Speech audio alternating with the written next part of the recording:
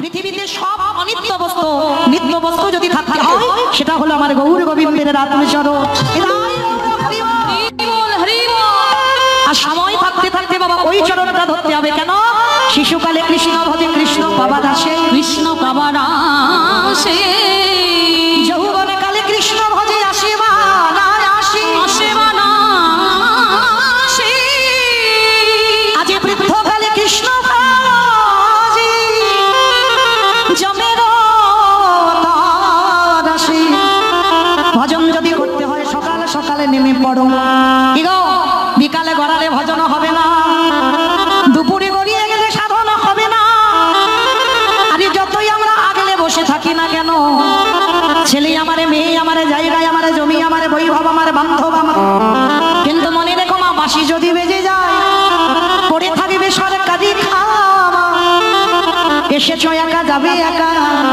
কি গো মাইরা, কেউ সঙ্গী হবে তোমার? যদি বলে হ্যাঁ আমার সঙ্গে একজন যাবে, বলে অত সোজা নয়। এই যে এতজন ভক্ত দেখছো না, হাজার হাজার ভক্ত উপস্থিত, আর একটা ঘন্টা পরে দেখবেন বাবা দোষটা তার নয়, দোষটা হচ্ছে বাবা তার কোমরে। কেন? এই যে এত ভক্ত দেখছো না, আর এক ঘন্টা পরে মানে একজনের কীর্তন শুনতে ভালো লাগছে, কিন্তু একজন বাবা পাশে এত মাজায় ব্যথা বসতে পারছে না, বলবে ও দিদি চল না একসঙ্গে দুজনে বাড়িতে যাই। মানে একই জায়গা থেকে এসেছি, একা একা যাবো কিরকম মতো নয়, চল দুজনে একসঙ্গে যাই। তাহলে আজকে ডাকবে, আজকে তুমি তার সঙ্গে চলে যাবে। ওই শেষের দিনে একবার ডাক এলে কাউকে রেখে দেখো তো, সে ছেলে বলো, নাতি বলো, পুতি বলো, স্বামী বলো, যেই বলো, একবার ডেকে দেখো। যে যতই বলুক না কেন, আমি তোমায় এত ভালোবাসি গো, আমি তোমায় 1 কিলো ভালোবাসি, 2 কিলো ভালোবাসি, 5 কিলো ভালোবাসি, ভুল কথা।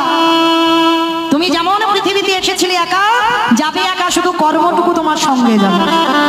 কতবার কীর্তন শুনেছো, কতবার ভাগবত শুনেছো, কতবার ভগবানের চরণে তুলসী দিয়েছো, আর কতবার ভগবানের নাম বলে কেঁদেছো। এইটুকু তোমার সঙ্গে হবে। তবে বাবা আরেকজন তোমার সঙ্গে হবে, মানে একটা গ্যারান্টি আমি দিতে পারি, আরেকজন সঙ্গে হবে। কে জানো? জানি না আপনাদের হাওড়া জেলাতে নিয়ম আছে কিনা, তবে আমার ডায়মন্ড হারবারে নিয়ম আছে। মানুষ মরে গেলে কিছু দাও বা না দাও, এই খোল আর এই করতাল একটা ভাড়া করতে হবে। কি মাইরা আপনাদের হাওড়া জেলাতে নিয়ম আছে? বাহ, তাহলে একটু বুঝতে সুবিধা হয়। আচ্ছা বাবা, এই জায়গাটা একটু অনুভব করে দেখেন তো, ভাড়া যদি করবো তাহলে খোল করতাল ভাড়া করবো কেন? ঠাকুর বিসর্জন করতে যাচ্ছে বাবা ছেলেরা, একেবারে ধেই ধেই করে নেচে নেচে বড় বড় ডিজে বক্স বাজছে, বাজছে না? মাকে বিসর্জন করতে যাচ্ছে বড় ডিজে বক্স বাজিয়ে। তাহলে আমাদের দেহটা যেদিন বিসর্জন হবে একটা ডিজে বক্স বাজালে কি হতো না? কি গো, সেও তো জগৎ জননী মা। তাহলে মাকে ফেলতে যাচ্ছ, ভাসাতে যাচ্ছ, ডিজে বক্স বাজছে। তাহলে যেদিন আমাদের দেহটা ভাসাতে যাবে সেদিন একটা ডিজে বক্স বাজছে না কেন? এই জায়গায় তো জগৎ শিক্ষা দিয়ে দিয়েছে। ওরে কলিজি, শেষের দিকে একবার তাকিয়ে দেয়, কেউ তো সঙ্গে গেল না, একজন তো সঙ্গে হলো রে, সে কে জানিস? এই হরি নামে যাবে আমাদের পচা দেখো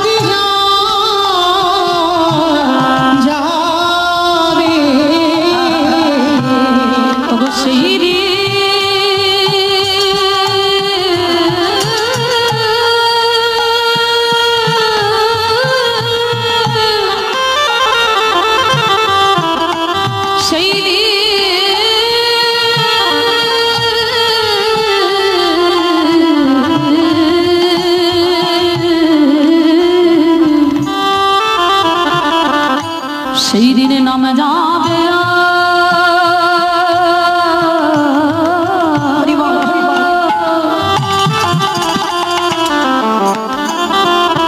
আর এই পচা দেহ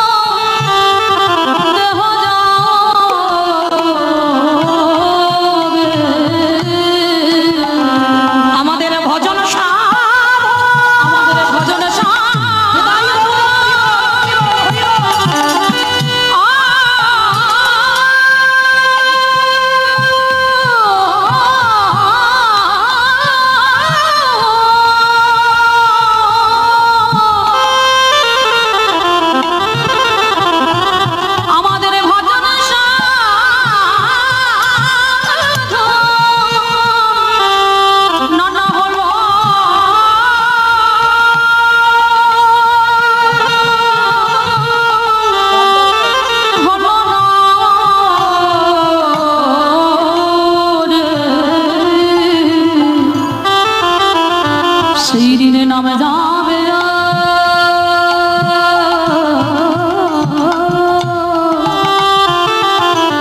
আর এই পচা দেহ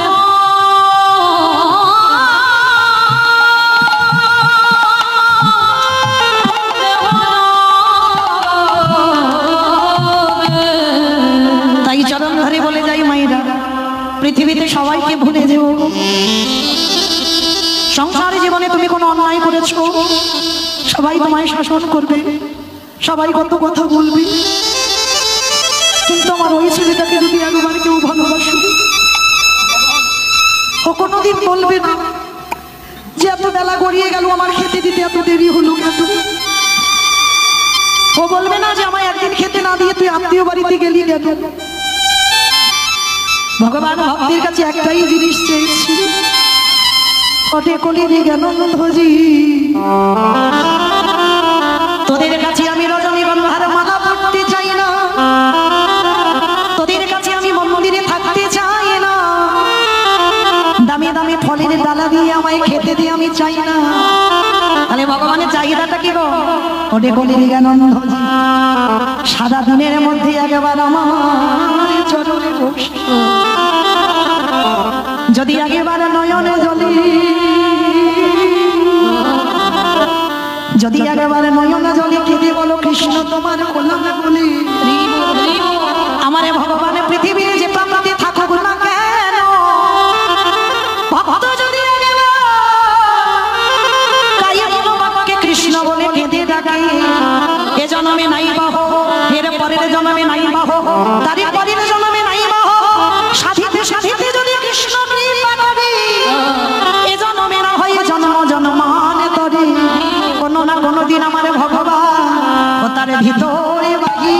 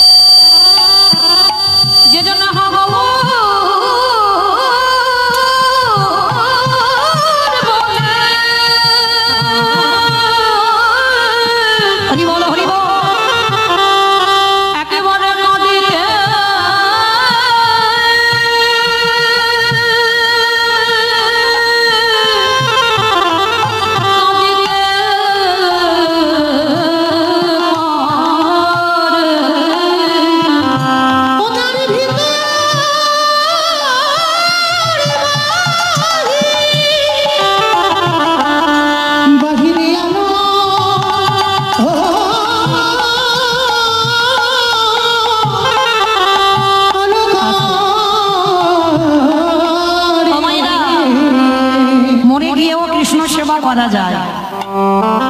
রাধারানী জগৎকে শিক্ষা দিয়েছে মরে গিয়েও কৃষ্ণ সেবায় দেহটা যেন লাগে। কি কোনোদিন ভেবেছো যে মরে গেলে আবার এই দেহটা কৃষ্ণ সেবায় কি করে লাগবে? কৃষ্ণ আছে বলে দেহের এত দাম, কৃষ্ণ চলে গেলে দেহের কোনো দাম নাই। তাহলে মরে গিয়ে বাবা দেহ কি করে কৃষ্ণ সেবায় লাগাবো? রাধারানী শিক্ষা দিয়েছে বাবা। যারা কীর্তন শোনেন বা লীলা বোঝেন, রাধারানীর বাবা দশমী দশা ছিল, আর এই দশমী দশার মধ্যে বাবা শেষ দশাটা হচ্ছে মৃত্যু দশা। মানে রাধারানী একেবারে গোবিন্দ বিরহে মানে মরে যাবার মতো মৃত্যু দশা। মানে আর একটা দিন গেলে রাধারানী আর বাঁচবে না। গোবিন্দ বিরহে গোবিন্দের জন্য কেঁদে কেঁদে 100 বছর রাধারানী মৃত্যু শয্যায় শয়ন করেছে। তা রাধারানী আর একদিন কাঁদলে বাবা মরে যাবে। মরে যাবার আগে ললিতা বিশাখাকে ডেকে বলছে, সখী রে, আমি যদি মরে যা, আমার দেহটাকে তোরা কেউ নদীর জলে ভাসাবি না। ও মা, এটা কি কথা বলে যাচ্ছিস রাধে? আমরা তো জানি তুই মরে গেলে তোর দেহটাকে পোড়াবো না, ওই যমুনার জলে ভাসিয়ে দেবো। বলে না, ওরে ললিতা রে, ওই শিশুকাল থেকে যৌবন অবধি ওই কৃষ্ণ বলে কেঁদে কেঁদে সদাই আমার দেহটা ভেসে আছে। আমি যদি জানতাম কষ্ট পেতে হয়, আমার এই বধূকে যদি প্রেমে করলে এত কষ্ট পেতে হয়, আমি যদি একেবারে জানিতাম কোনোদিন ভালোবাসতাম না। তবু তোদের বলে যাচ্ছি, যদি মরে যায় এ দেহটা ভাসাবি না। কেন? ছোটবেলা থেকে কৃষ্ণ বলে কেঁদে এ দেহটাই নয়ন জলে ভেসে আছে, আর ভাসাস না। ভাষা দেহ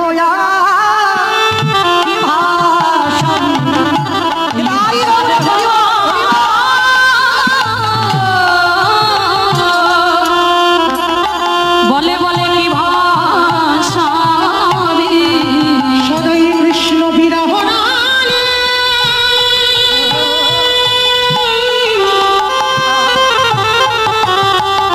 কৃষ্ণ বিরহ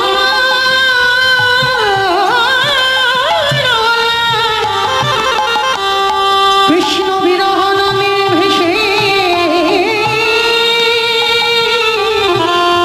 ভেসে বলে বলে ভাষা রে বাবা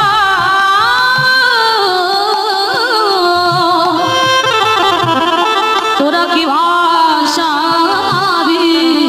ঠিক আছে, ভাসাবো না। তাহলে একটা কাজ করবি, তুই যদি মরে যাস তো দেহটা আগুনে পুড়িয়ে দেবো, বলি না? ওরে ললিতা রে, এই পোড়া দেহ কি পোড়াবি? বলে বলে পোড়া দেব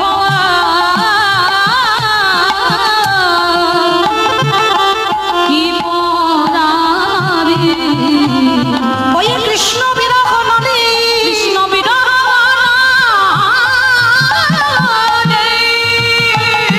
ওই কৃষ্ণ বিরহ বাবা নহলে পোড়া দেব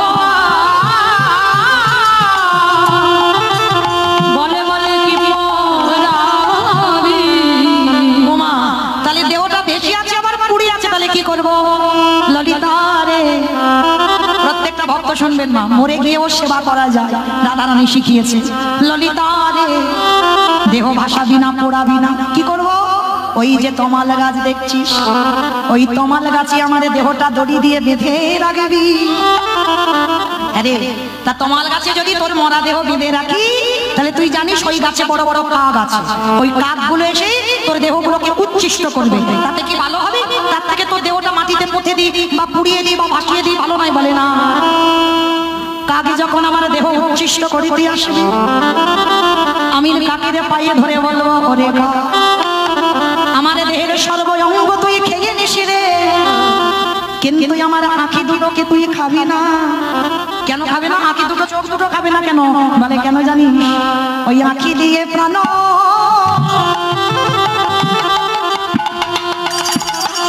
প্রাণ পাখি দেখি, তাই বাবুরা বলিব,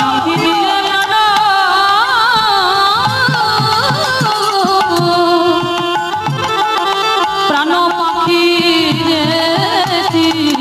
ওই জন্য আমার আঁখি দুটো রেখে দিতে বলবো, সব খেয়ে নে।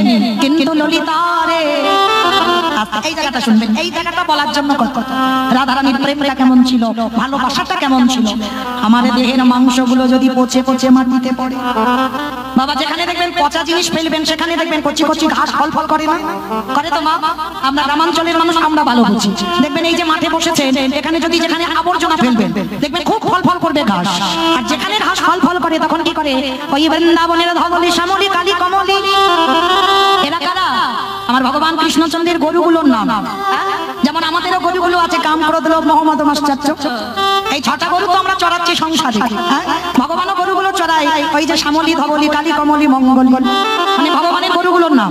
আর যখন বাবা মাঠে চড়াবে, রাধারানী বলছে, ললিতা রে, আমার দেহের পচা গলা মাংস মাটিতে পড়বে, ওই মাটিটা উর্বর হবে, ওই মাটিতে কচি কচি ঘাস জন্মাবে। আর যখন কচি কচি ঘাস হবে, ওই ধবলি শ্যামলি ওই কচি ঘাস খেতে আসবে। কারণ ওই মাটিটা উর্বর হয়েছে আমার দেহের পচা মাংস দিয়ে, ওখানে ঘাস হয়েছে, ওই ঘাস খাচ্ছে ওই গাভীগুলো। আর ওই নন্দরাজা নন্দরানী ওই ধবলি শ্যামলি কালী কমলির গাভীর দুগ্ধ দহন করে আমার বধূর জন্য ক্ষীরি সারে নবনী মাখন ছানা তৈরি করে। ললিতা রে, আমি মরে গিয়ে দেখব এ দেহ কৃষ্ণ সেবা, সেবাই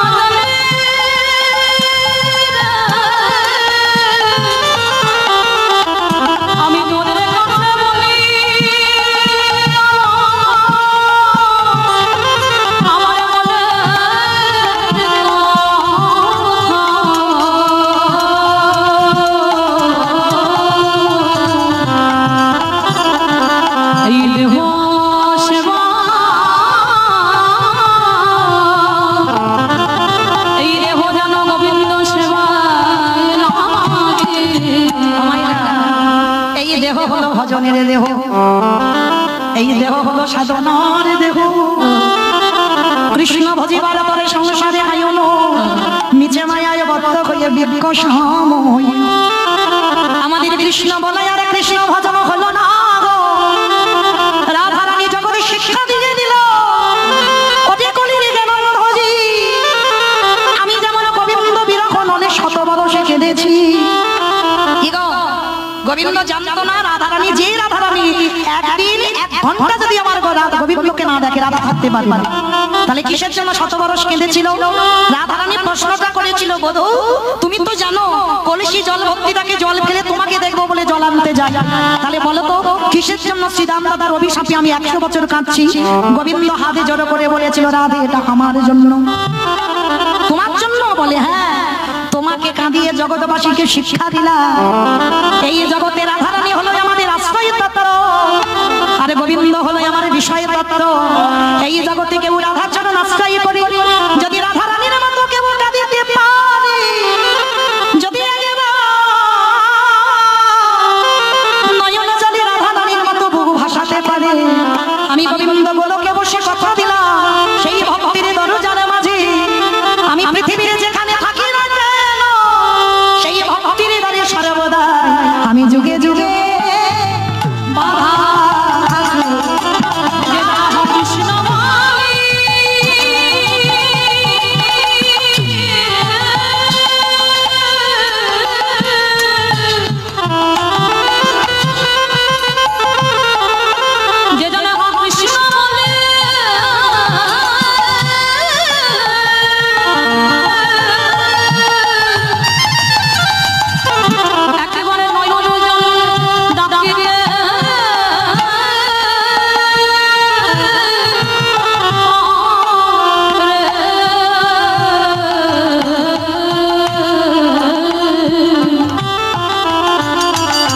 আমি যে যুগে যুগে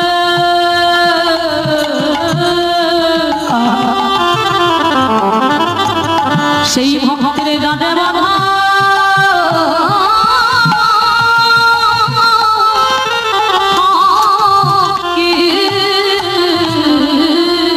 তাহলে মায়েরা ভজন করতে হবে, সাধনা করতে হবে আমার রাধা রানীর মতো। চলেন সেই ভজন সাধন করবার জন্য আমাদের যেতে হবে একটুখানি শ্রীধাম নদিয়া নবদ্বীপ ধাম। কি মায়েরা সবাই নদিয়ায় যাবেন তো? সবাই যাবে? তা সবাই যদি চলে যায় আমি কীর্তনটা গাইবো কাকে নিয়ে? সবাই বলে দিল আমিও যাবো নবদ্বীপ। তা সবাই যদি চলে যায় একেবারে দল বেঁধে আমরা নবদ্বীপ চলে যাচ্ছি, তাহলে আমি কি একা একা কীর্তন গাইবো আমার কমিটি দাদাগুলো নিয়ে?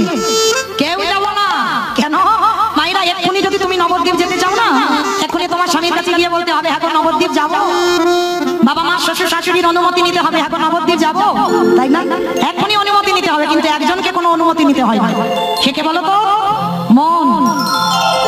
এই মনের সঙ্গে দেহের কোনো সম্পর্ক নাই বাবা। এই হরিবাসরে বসে আছে, চোখ দুটো বন্ধ করে মনে করো সুরধনী গঙ্গার তীরে গেছে, এক্ষুনি মন চলে যাবে। এক্ষুনি মনটাকে বলো আমি বৃন্দাবনে বাঁকি বিহারীর চরণে যাবো, এক্ষুনি মনটাকে নিয়ে যাও, চলে যাবে। এক্ষুনি হরিদ্বার যাবে, আমি পশ্চিম ভারত দক্ষিণ ভারত এক্ষুনি চলে যাবে। এই মনকে বলতে হবে না যে স্বামী আমি যাবো, ছেলে বৌমাকে বলতে হবে না যে আগে বৌমা আমি যাবো, বলতে হবে না। তাহলে চলো দেহগুলো থাক এখানে, মনগুলো নিয়ে যাই সুরধনী গঙ্গার তীরে, কেমন? আর সুরধনী গঙ্গার তীরে গিয়ে দেখবো ব্রজেন্দ্র নন্দন কৃষ্ণ কলি কালে হয়েছে শ্রীকৃষ্ণ চৈতন্য। আর যখন প্রভু এসেছিল নবদ্বীপের কি ভাবটা ছিল জানো? ঠিক আজকে আমাদের জায়গাটা যেমন তৈরি হয়েছে না, আজ নদী গা ও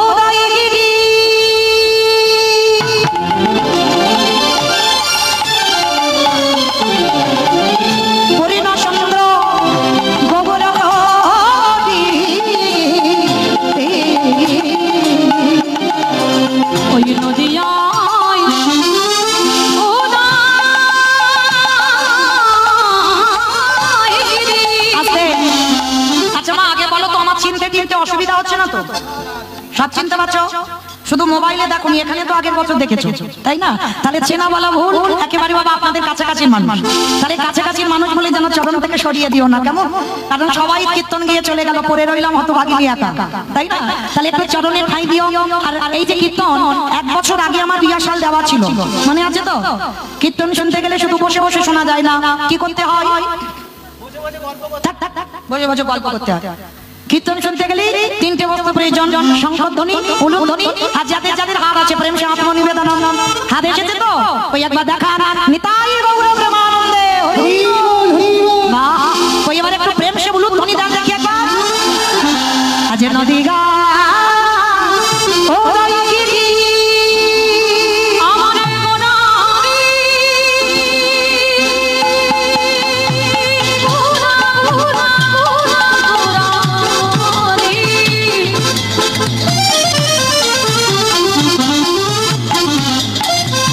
গোরা গোরা গোরা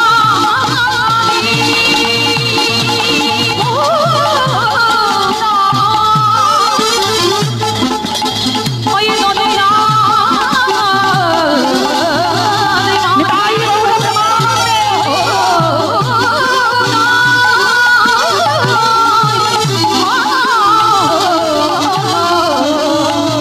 আজ নদিয়া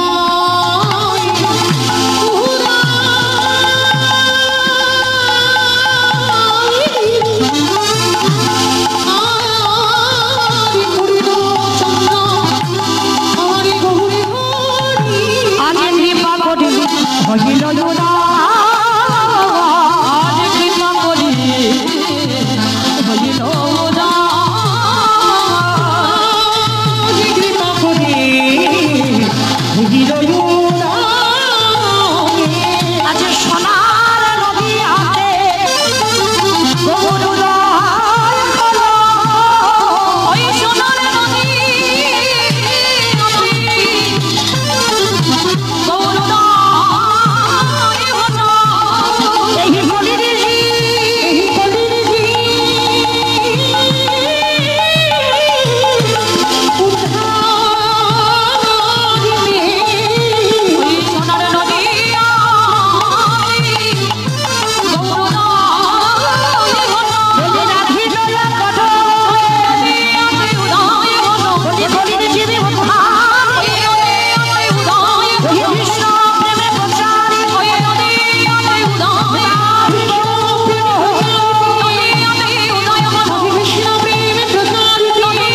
উদয় কৃষ্ণ প্রেমে প্রচারি হইল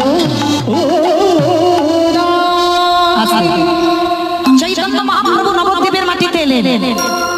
ভগবানের কোনো জাতি বিচার নাই, ভেদাভেদ নাই বাবা, উঁচু নিচু বিচার নাই। এইটা মানুষে করে বাবা, কে ছোট জাত, কে নিচু জাত, কে উঁচু জাত, ব্রাহ্মণ বৈশ্য বৈশ্য ক্ষত্রিয়, এগুলো বিচার মানুষ করে। কিন্তু আমার ভগবানের বিধান এটা নয়। ভগবান পশু পাখিকেও বাবা হৃদয় দিয়েছে, কোল দিয়েছে। যার জন্য যাবেন বাবা এখনো নবদ্বীপের মাটিতে কুকুরের মহোৎসব হয়। যারা যাবেন নবদ্বীপে আজও কুকুরের মহোৎসব হয়। আচ্ছা মাইরা, আমি যদি মরে যাই আমার ছেলে 2 বছর বাৎসরিক করবে, 5 বছর বাৎসরিক করবে, এর পরে আর নয়। কিন্তু মহাপ্রভুর আমলে একটা কুকুর দেহ রাখলো, আজও নবদ্বীপের মানুষরা তার বাৎসরিক করে, তার শ্রাদ্ধ করে। তাহলে সেই কুকুর হয়েও এমন একটা কর্ম করে গেল বাবা, যেটা মানুষ আমরা পাচ্ছি না। তাহলে পশু পাখিদের চৈতন্য হলো, কিন্তু আমরা মানুষ জাতি হয়ে বাবা আমরা পতিত হয়ে পড়ে রইলাম। এই কুকুরটা কে ছিল জানো? এই কুকুরটা ছিল বাবা মহাপ্রভুর একজন পার্ষদ ছিল। এই মহাপ্রভুর একজন পার্ষদ যার নাম ছিল বাবা সেন শিবানন্দ। অনেকে বলে শিবানন্দ সেন, আবার অনেকে বলে সেন শিবানন্দ। তো এই শিবানন্দ এরা ছিল বাবা প্রসাদ ভোজি। তোমার এরা প্রসাদ ভোজি মানে বোঝো তো? হ্যাঁ বাহ, সুন্দর। ভগবানকে দিয়ে খেতে হবে, আর না দিয়ে খেলে মনে রেখো কৈফিয়ত দিতে হবে, চুরি করে খাচ্ছ। যা যা জগতে দেখছো, এই যে তোমার স্বামী ব্যাগ ভর্তি করে বাজার করে আনলো না, মনে করছো কি তোমার স্বামী চাকরির ওই পেনশনের টাকা দিয়ে আনে?